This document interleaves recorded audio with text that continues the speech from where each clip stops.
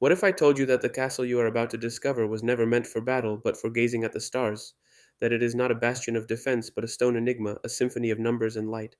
Welcome to a journey through time and mystery into the heart of Puglia, where a solitary building stands that has defied the centuries and continues to enchant every eye.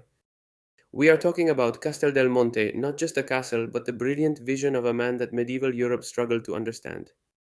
Emperor Frederick II of Swabia Supermundi, the wonder of the world. Today we will reveal the secrets of this defenseless fortress, understanding why its perfect geometric shape continues to puzzle us, and how the sunlight dances within its walls in an eternal ballet that marks time itself. Prepare to enter a place where history merges with mathematics, astronomy, and a beauty that still leaves us breathless today. Imagine yourself in the heart of Puglia, under a clear, boundless sky. On the horizon, on an isolated hill, an unmistakable silhouette looms, almost sculpted by wind and time. It's not a castle like the others. It doesn't have the mighty towers that promise sieges, nor the battlements that suggest arrows being shot.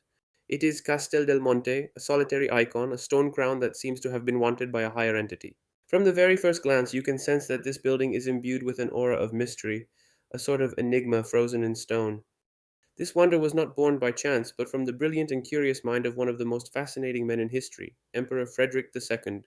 He was not only a ruler, but a philosopher, a scientist, a poet, a hunter, a polyglot, a man so exceptional that he earned the nickname Stupor Mundi, the wonder of the world. And it is precisely his mind so open to knowledge and experimentation that conceived this place not as a fortress, but as something much, much deeper. Castel del Monte is in fact an ode to geometry, a monument to knowledge and a celebration of a beauty that transcends pure functionality.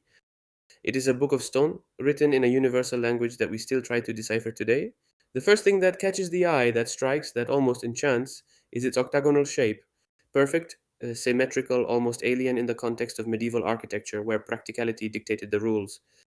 Eight sides that join in a harmonious embrace, and from each corner, eight other towers, also octagonal, rise towards the sky like silent sentinels of an ancient secret.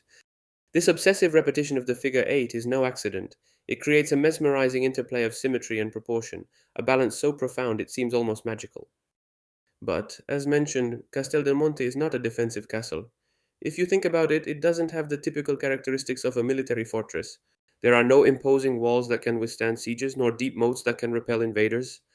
Everything about this place suggests another purpose. Its spaces are refined, almost precious, designed more for contemplation than conflict. It is not a place of war, but a temple of thought and philosophy. An architecture steeped in celestial and mathematical symbolism, where every stone, every corner, every window seems to have a hidden meaning. A message that Frederick II wanted to leave to posterity, or perhaps to himself. At Castel del Monte, light isn't just a simple illuminating element. It's a leading actress, an invisible sculptor who shapes spaces and marks time. As soon as the sun rises, its rays penetrate through the carefully positioned windows and begin to dance on the stone walls, creating fascinating plays of shadow and light.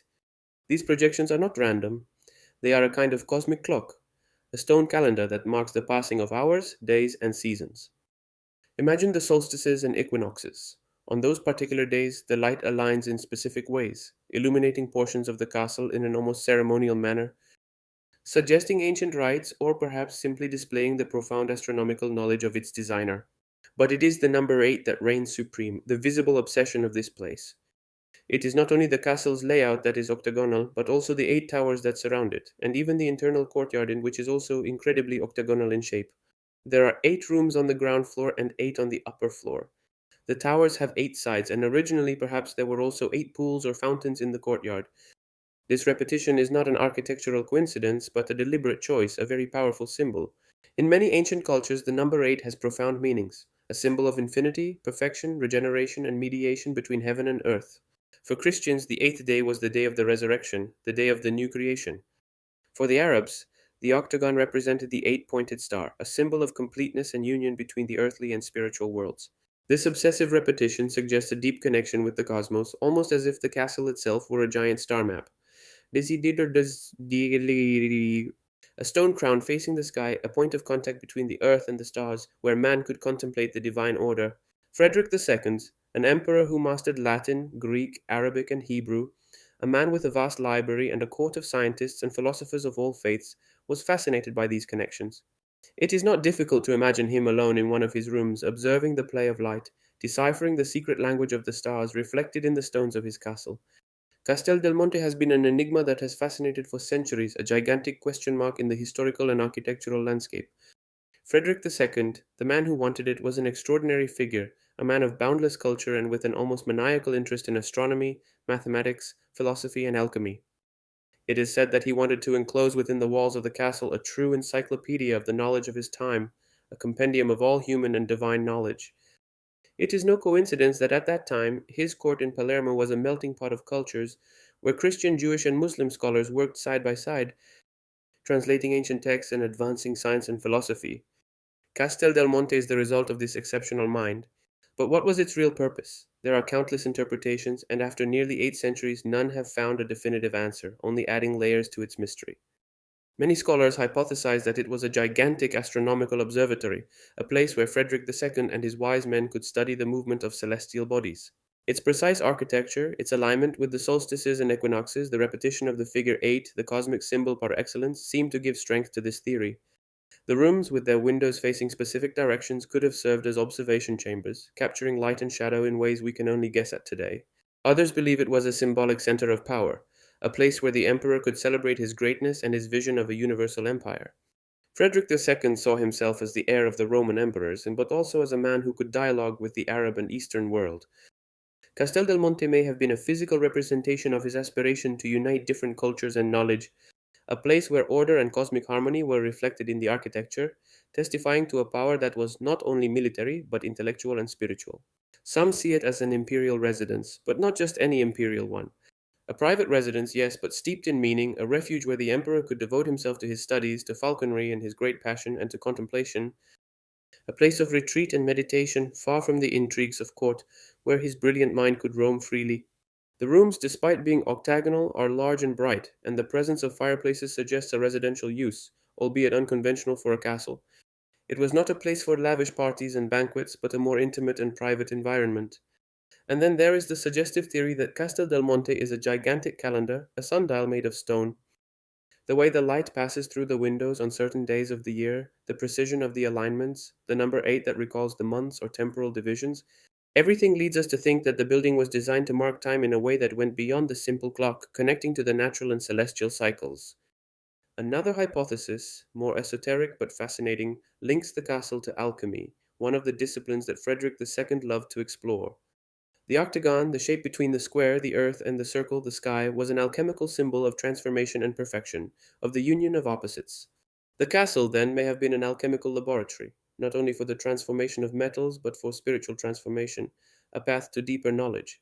In this context, the different rooms, their layout, and the light that floods them could represent the stages of an initiatory process, a journey towards enlightenment. Let us not forget that the construction of Castel del Monte is also shrouded in mystery. There are no documents attesting to the start of the works or the name of the architect. We only know that in 1240 Frederick II ordered the construction of Quodam Castrum, a certain castle, and that the work began. This documentary silence, unusual for a work of such magnitude commissioned by such a meticulous emperor, adds a further veil of fascination and mystery to the entire affair. Some suggest that the architect may have been Frederick II himself, or one of his trusted scholars able to translate his vision into stone. The absence of direct references has allowed legends and hypotheses to flourish, making the castle even more intriguing. The material used for construction, the local limestone vase, with its shades ranging from white to pink, blends perfectly with the surrounding landscape. A choice that is not only aesthetic but also functional, which allows the castle to change appearance depending on the time of day and the weather conditions, almost as if it were a living organism that breathes with the environment. The sculptural details, although many have been lost today, must once have been rich and refined, with animal and human figures, garlands, and plant motifs that adorned capitals and architraves, testimony to the emperor's eclectic taste. The presence of hydraulic conduits inside the towers, which conveyed rainwater into underground cisterns, demonstrates astonishing engineering for the time. Not only that, but the refined latrines, still visible, and the heating system with fireplaces in the rooms, they indicate a comfort and care for well-being that go far beyond the needs of a simple military fortress. Every detail, even the most practical, seems to have been thought out with a precision and purpose that goes beyond mere functionality. So Castel del Monte is not only a monument to beauty, but a monument to the genius and complexity of medieval thought, especially that of a man like Frederick II. Its uniqueness, its geometric perfection, its elusive meaning continue to defy all human logic, leaving us a legacy of wonder and questions. It is a place where stone transforms into poetry and geometry becomes magic, inviting anyone who visits it to decipher its most hidden secrets. An eternal symbol of an enlightened mind who dared to dream of a world where knowledge was the true fortress. If this journey into the mysteries of Castel del Monte has fascinated you, don't miss our next video on other historical enigmas.